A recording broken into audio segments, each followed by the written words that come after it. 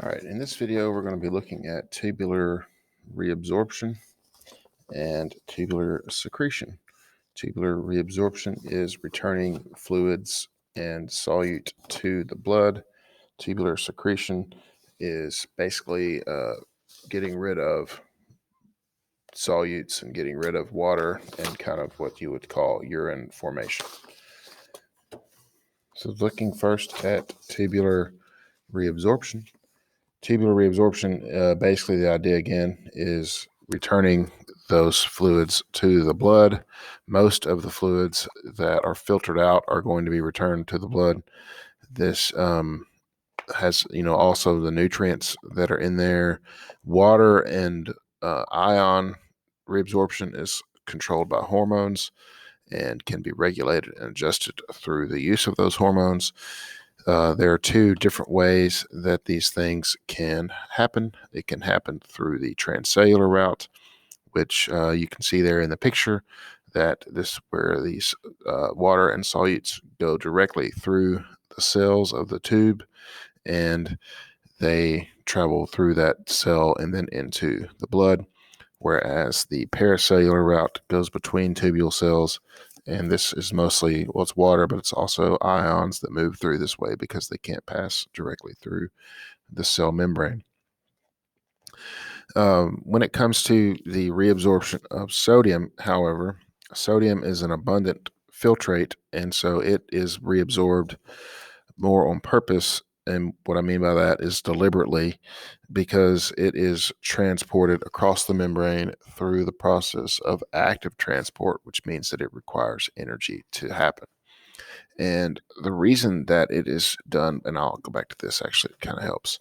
The reason it's done because of active transport is it allows there to be a concentration gradient, which will then allow the process of other things going through the cell, like water and other kinds of solutes. Sodium is, again, through active transport, means that it requires energy, but it can also promote something called secondary active transport, which allows the passage of things like glucose and amino acids and some other ions that are basically co-transported with sodium, is the way I think about it. They're like sodium holds hands with them, and then they go through the cell together, whereas water, sodium is pumped into the cell. That builds up a concentration gradient, and then water is moved into the cell via osmosis, and that is a passive process. Most of this reabsorption is occurring in the proximal convoluted tubule. That is that tubule that's closest to the capsule and the glomerulus. In the distal convoluted tubule, reabsorption is also occurring. However, this is going to be regulated by hormones, and you can see those there. You have ADH, which is anti-diuretic hormone. This increases reabsorption. Diuretics cause you to lose water, and so then an anti-diuretic causes you to keep water. Then aldosterone is a hormone, and you can see it there, that ALD. It actually prevents the loss of too much sodium, because if you lose too much sodium, then you're going to lose too much water as well. It's not going to be reabsorbed. And so that control of sodium is very important to the water content in our bodies. And so aldosterone prevents the loss of too much sodium, and it can do this by manipulating potassium amounts in the blood.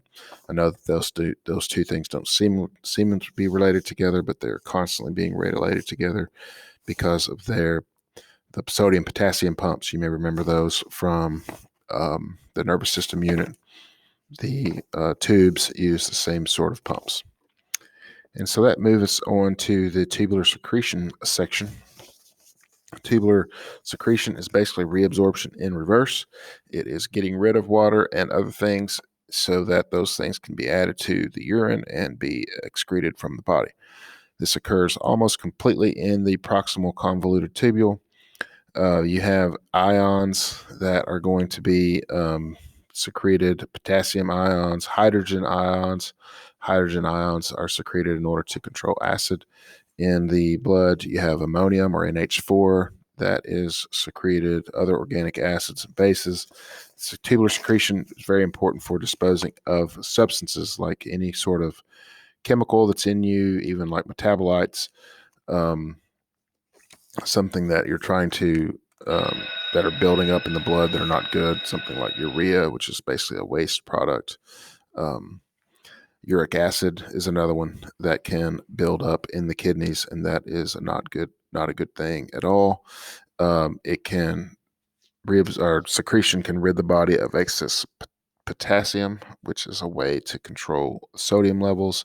This is done by aldosterone, which we mentioned earlier, and overall controlling the pH of the blood. You can see here how in this picture, especially on the right, you can see the different things that are going on in the different portions of that tubule. Very, very specific. Each section of that tubule doing specific kinds of things. One of the main kidney functions is to make adjustments in order to maintain blood concentration of all these ions. And in order to maintain concentration, you have to adjust water levels. And so if the kidneys can respond to, if you're dehydrated, you're going to release less urine, obviously, in order to maintain the concentration levels. But if you have more water in you, then you will release a lot of water in order to keep those concentrations at a normal level. So there are two types of mechanisms in order to control this process, and they basically run by this countercurrent mechanism. And you see what I mean by countercurrent. Well, this is going one way and the other one's going the other way. And there's countercurrent multiplier, which is the interaction of filtrate flow in the ascending and descending limbs, which is what I just talked about. You have the back and forth here. Those nephron loops, basically, down here. It's occurring quite a bit, especially with the urea.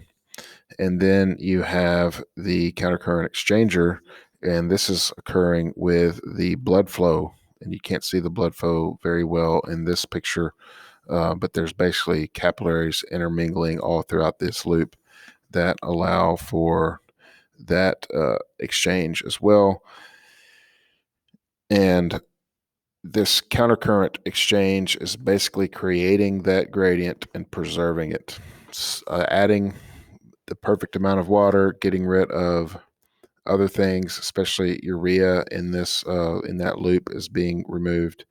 And these two loops are what are going to be varying the concentration of the urine right before it is put into this collecting duct and sent out of the ureter. And that brings us to this concept of diuretics. Basically, a diuretic is a chemical that enhances urinary output. There are lots of different kinds of diuretics. It's not necessarily a medicine that you might take. There are things, for instance, that can inhibit antidiuretic hormone. Alcohol is a great example of a chemical that can inhibit antidiuretic hormone, causing you to release lots and lots more water. It's not the fact that the thing goes straight through you, but it's the fact, and you actually will release more water than you drink because of that chemical that you're putting into your body. Sodium reabsorption inhibitors, anything that inhibits the amount of sodium being reabsorbed will then cause you to release more water. Caffeine is a perfect example of this. If you drink a bunch of coffee, you will release more water than the coffee that you drank. Some blood pressure medicines also do this. If you take medicine for blood pressure, then they're going to be a natural kind of diuretic, and then sometimes you'll have to take an antidiuretic pill to be associated with that in order to make sure that you can maintain your water levels.